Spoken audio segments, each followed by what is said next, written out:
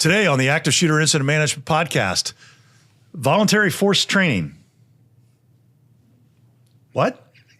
Stick around.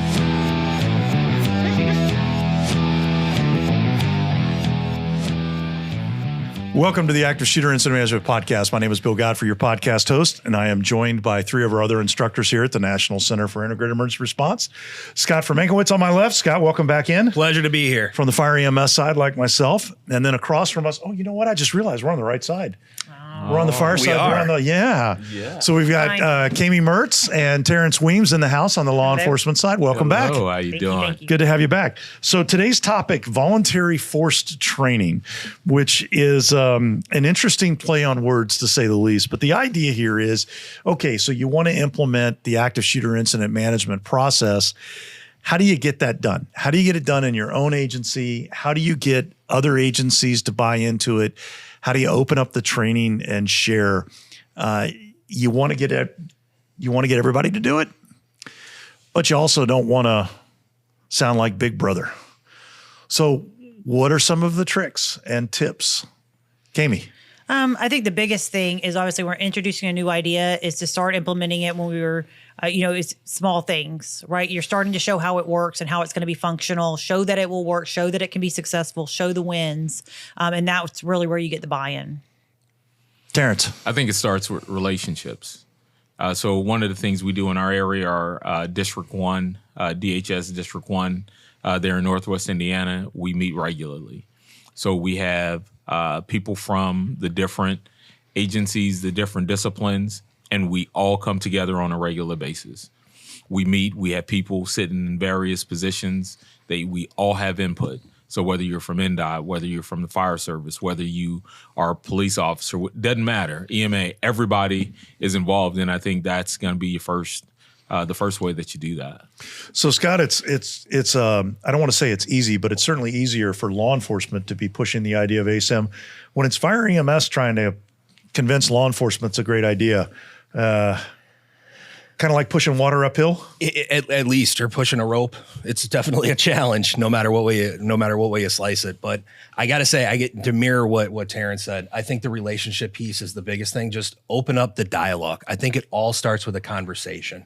And I know from us in the fire side, typically it's a little bit easier when we begin a conversation and everybody feels like they have a stake or a piece in the solution of the problem, rather than us just saying, this is the way we're doing it because we decided it. So I think the more likely you are to open the dialogue, I think people are more likely to interject or maybe give their insights a little bit, feeling like they're a piece of it. I think it's interesting that you focused on relationships. There's one of the success stories we had years and years ago. Of course, when we do the active shooter incident management advanced class, it's for 60 attendees. But even in a small jurisdiction, that's not everybody. You've got some people that are attended and some people that didn't. There was an incident. It was a shooting at a hospital, and the response was not exactly headed the best of directions. They had a tremendous amount of overconvergence. Everybody went directly into the scene, people running around everywhere, not good separation of tasks and assignments, things like that. And the lieutenant from the local jurisdiction who'd had the class shows up and recognizes what's gone on and says, okay, I need to get this under control. And about that same time, a sergeant from the state police shows up, and he pulls in, and they're across the parking lot from each other. But as the lieutenant told me, they looked across and they recognized each other from the class, from their relationship that they had in the class. And so the highway patrol sergeant comes up to him and says, what do you need? And he says, I need to get control of the inside. I need a perimeter laid out of this, and I need a staging area set up. And he goes, I got it. And that was it. It was a 5-10 second conversation. And the lieutenant got the inside under control. The state police trooper got a staging area set up, but got a perimeter on it, and they actually caught the suspect attempting to flee at the outer perimeter. So it was one of those great success stories based on relationships where literally you had 100 responders, and only 2 of them had been through the training and still had a positive impact. So I think relationships are huge here. How tough is it I mean, it's tough enough to sell it in your own organization, but as you were alluding, when you're trying to go to other organizations outside, what are some of the things that you've seen that help bring them on board? I know for us in my agency and in the culture of law enforcement, there are two things that police don't like, right? One is change, and the other is the way that it is. And if we're able to overcome that right there, that's going to be our biggest hurdle. But once we take the time to recognize that, one, we cannot do it alone and by ourselves, and then two, we have to lean and depend on other people, even if that means that we have to lean and depend on fire and EMS. And that is going to keep us out of the newspaper, keep us out of a lawsuit and that sort of thing. I think once we realize who we are and we're self-aware, then we'll be more willing to move in that direction. Kami, how about you? I think, and I think the answer is also that you show them how it benefits everybody to be part of it, right? So if it happens in my jurisdiction, it can happen in your jurisdiction. And if we already have built relationships and everything, we're learning as you're coming and helping, and how is this going to benefit? Because everybody does kind of stay in their own silos, but how does it benefit that agency to be part of your agency when those big incidents occurs, when we're stepping over those boundaries and those jurisdictional lines? How is it going to benefit everybody? And it's to all be on the same page, all have the same training.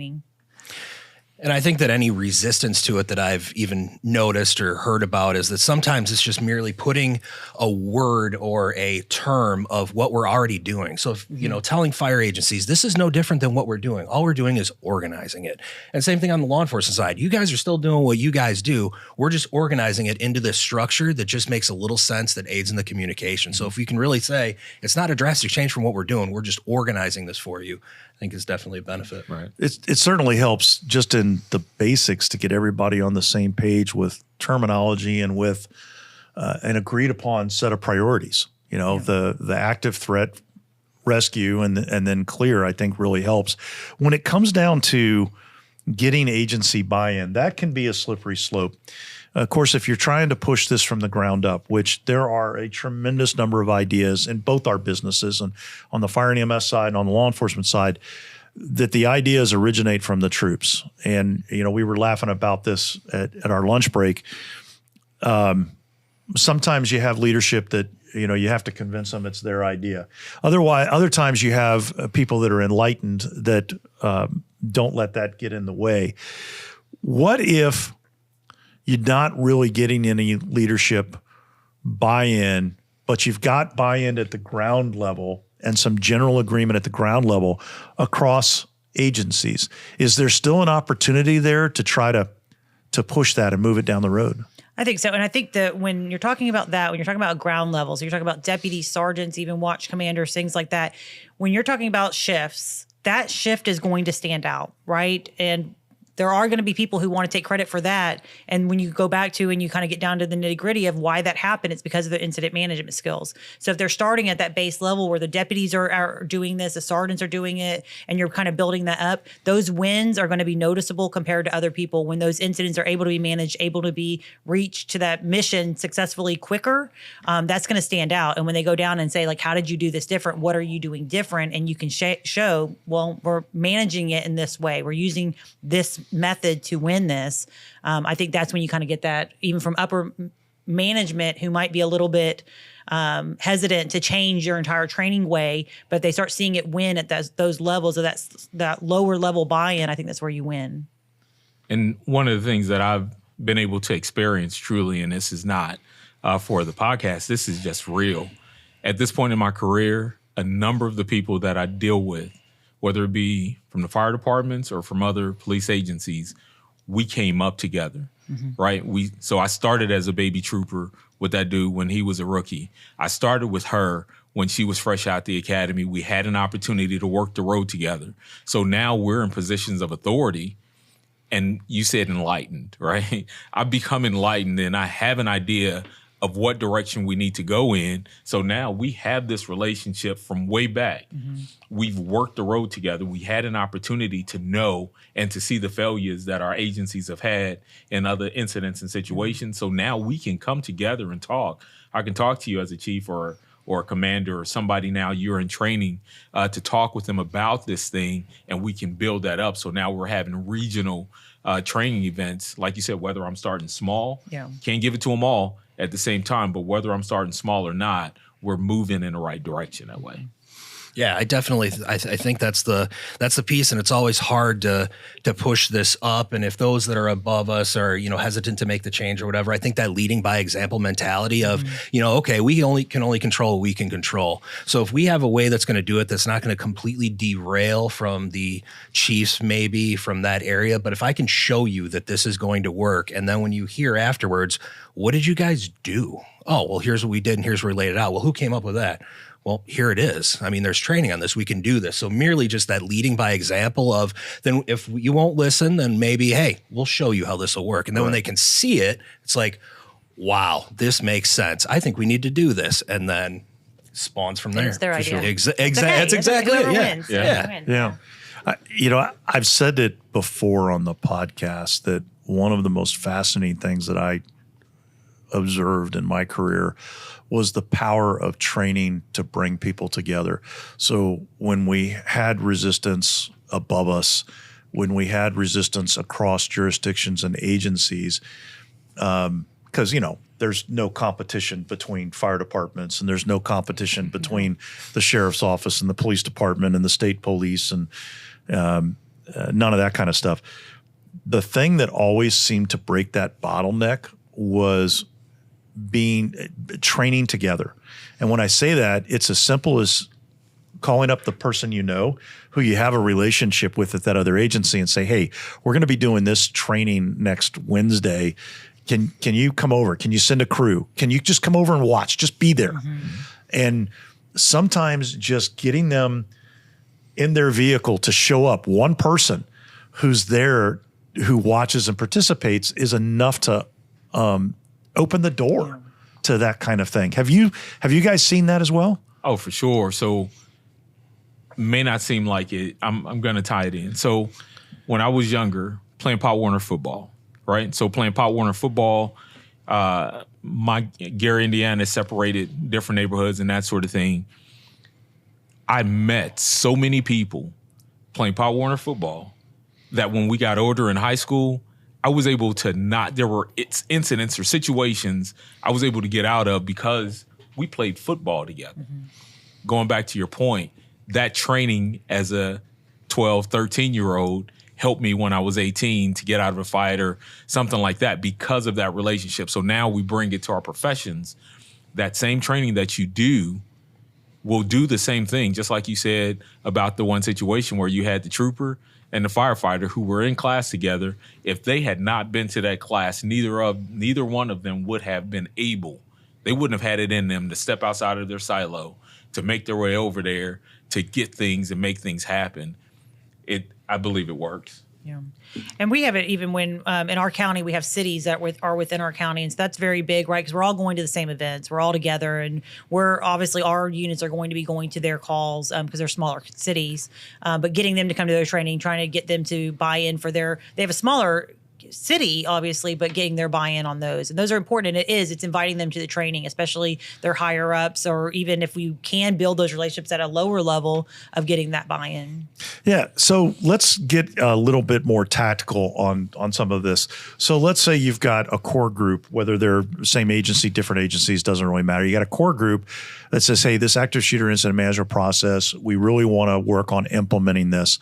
Where do you think is the place to start? What pieces would you start with? I think it's mainly, honestly, for me, it's the terms and the monikers of getting people used to that. That goes a long way of getting people to understand what the role is and where it would fit in and where they would use it appropriately. So when you're talking about staging, we go back to training and doing on maybe non-criminal incidents where you're learning about what staging is and how staging is functional and how it works for low level when you're talking deputy level. And then you're talking about on the non-criminal incidents, or maybe it is a criminal incident, but it's not a true active shooter incident, but where you can start plugging in a tactical and they recognize a tactical. Honestly, it's little things like getting people to say tactical on the radio and call themselves tactical on the radio, or call themselves command and take those leadership positions and own those positions. Those are little things, but it's huge. Even in training, we can see where you tell somebody, hey, you're tactical, call yourself tactical. And they're like, I got to say it on the radio. And like, yes, you do. You have to call yourself tactical. Those are little bitty hurdles to get over, but if it's done, you can get people used to it. But it's getting them used to that, and then you can really fine tune the actual training. I think that's a really good foundation to have, is like almost a glossary day. Yes. Of we're all going to sit down and we're all going to agree on these terms, because then you don't want to say it's never really wasted training, but then you spend so much of your training time trying to correct and no, you were trying to call staging, but you called this person. So I think by just having that one day of here's what it is, do we all from different agencies agree on these terms? Yes, we do. Okay, then now we can move forward. But I think starting with that is huge, and it'll save you a lot of time in the long run trying to correct when mistakes are made, and you'll get a lot more out of your training by agreeing on terms. Yeah, complete agreement. It's interesting that both of you see the terminology as such a key issue. And my personal experience has been that I rarely see pushback on the terminology from the law enforcement side. But it seems to be a fairly commonplace that I get pushback on the terminology from the fire side. And usually the most common thing they said is, well, either that's not how we do it around here. We call that this. And so we're just going to call that this, which can be problematic when you're trying to get a large region and a whole bunch of agencies on the same page. Mm-hmm. And then the other thing that often gets thrown up is that, well, that's not NIMS compliant. That's not ICS compliant, which is one of those where I just kind of, it's like, okay, take a breath and we'll start this conversation again. Because unlike policies and procedures at every fire department in North America, our stuff actually had to go through review from the NIMS Integration Center and get certified. So, it's interesting the way that terminology conversation can provoke, the picayune stuff where people are missing the forest for the trees. Yeah. And that's the thing. It's getting them used to it, but making them understand, though, that moniker is a moniker that's for a task, right? A task and a purpose and a job. And so it's getting over that hurdle of call it whatever you want to. This is what we call it because it makes sense for us. And we've done trainings to where it doesn't complicate other things. But there's a reason for that. But it's associated with an actual job. That's the most important thing, is learning that's role. This is what that role's job is, and this is what you're looking for as a contact team. You're looking for that tactical because that's who you're calling for resources. So it's important to have that moniker, whatever you call it, but that you understand what that is, and command of what their job is, and all of those kind of things. But getting them used to just hearing those terms. Cami, the way you just said that made it click for me in a little bit of a different way. So yeah, we're talking about the terminology, but more so, or not more so, but the terminology and the fact that there's a specific job role that goes with that terminology, and that sets up the line of communication of who's responsible for what, who talks to whom, who's getting things done. Yes. Have you seen that be a challenge when you guys have worked with your own agencies to try to implement some of this stuff? Where have you gotten the challenges, and where have you seen the aha moments? I think the biggest one, at least for us, which is odd, but is the law enforcement branch supervisor. That position, that job is like kind of gets hidden among other jobs, and people don't understand that role. So it's very clear they can take contact, they can understand what tactical is, but there's that first law enforcement branch supervisor, and then there's an incident commander. That job somehow gets hidden, and people forget that that's a role, forget that that's a job. And so kind of going back to them and telling them, no, that is a job. That's who's tactical speaking to, is really law enforcement branch supervisor. They're going by command, but that's their job. That's a task or a job specific. I don't know if y'all have that with medical branch supervisor, but for some reason people like to gloss over that exists. That's a big thing for us. Yeah, and what I've seen more often than not is that we're trying to look at this through a different lens. They might be the NIMS where it's 100% NIMS, and this is what I want to fall back on because that's what they know. Right. And this is a little bit of a different way of thinking. I don't want to say a different mindset, but to a degree it is. The functionality is still there and it still works, but it's the struggle of this doesn't fit into what I know and I feel comfortable with what I know. So rather than look at it through maybe a different lens or see how this makes sense, they would rather try and plug it into what makes sense for them more so than anything. What they're used to, right? Because they're used to hearing command and that's the only one. So any other control positions, they're like, I don't understand this. I think I would agree with both of you. And with the fire service specifically, I've seen hang up on the medical branch. No, I've got to be command. Command, yeah.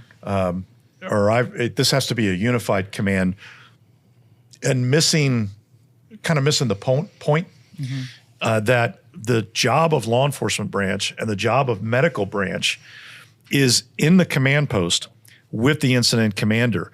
They are the two that are coordinating the radio traffic, the information, making sure that whatever you're writing on in the command post, a whiteboard or the wall, whatever, is getting updated with the latest information. You're maintaining situational awareness so that the incident commander or unified commanders who are having conversation amongst themselves and with other principals and may have missed that last 60 seconds on the radio or whatever, they have you to maintain that situational awareness and to make that connection. And I feel like that often gets lost because it's not, like you said, Scott, it's not the way I do it every day. Yep. And another thing that I noticed too to chime is thinking about, the almighty rank. So I think a lot of times when we think about these positions and things like that, the commonplace is that these, groups, divisions, supervisors, they have to be like a chief's level individual. And what we're trying to say is that your frontline supervisors can fulfill some of these roles. And I think sometimes that's a challenge to wrap your head around, is to go, wait a minute, somebody that in our field doesn't wear a white helmet is going to be making these critical decisions. I don't know. I'd rather have a chief. So I think sometimes that's a hang up too, is that the ranks that go along with these and how this structure works is a little bit different. Right. And the reality is at 3:00 in the morning on Saturday night, which one of those people are actually going to be out and available during that time? If you have not invested in your people enough to trust them during an incident, then you are not doing your job. And that's just the way I feel about that. I agree more. 100%. And for ours is with that, but in other positions too, is tactical. People want that to be a supervisor position. They want that they're like, no, that needs to be a sergeant. That needs to possibly be a lieutenant. And they're not realizing that by the time a sergeant or lieutenant shows up, your incident management is completely out of control. That's the reason you're invested. That's such a good point though. Invest in your people, right? Yeah. Trust in your people, trust in your training, know that you're putting on good training, trust in that, but do the training to be able to trust in your people, but invest in them. So the title of this episode, Voluntary Forced Training, brings up an interesting thing that I think fits into what we're talking about. So you get enough buy-in to get the training put together, and all of the line people are forced to go to the training, but all of the leadership, it's voluntary, and they voluntarily don't go to training. And so what do you do when you've got your lower levels of the organization, your bottom third or even the middle down, trained, but the leadership level, who is going to show up, who is going to expect to be in charge, who is going to expect to take this thing over and save the day, never went to training, doesn't know the terminology, doesn't know the process. How do you overcome that? I think the bad thing is, and you're hoping that it's not on a true active event, a shooter event, right? That it's at a lower level where that goes sideways and they realize that their command is not effective.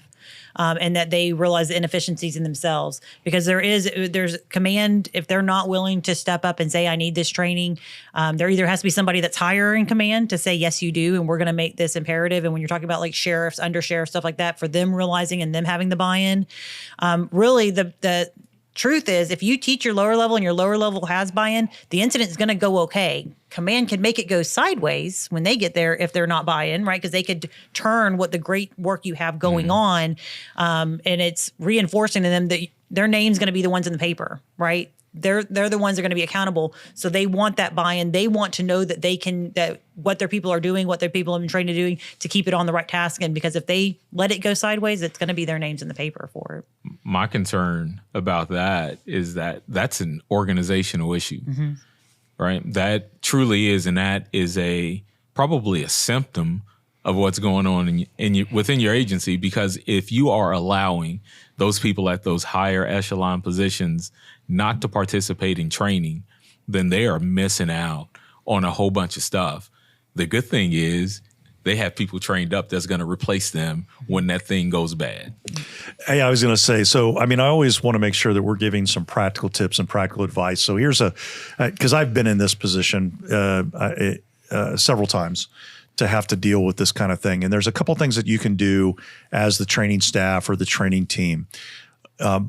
One, try to understand what the real reason is that they're not coming to training, not the reason they give. Yeah. What's the real reason? Often it has been my experience that they will prioritize other things above going to the training because they're afraid of being embarrassed. They don't want to be embarrassed. Nobody wants to have go to a training session and demonstrate that they don't have a level of competence that the people below them do. So as a training team or a training manager, one of the things you can do once you understand what those core issues are is arrange separate training just for the leadership. You can have a separate sit down, and maybe it doesn't involve the practical exercises.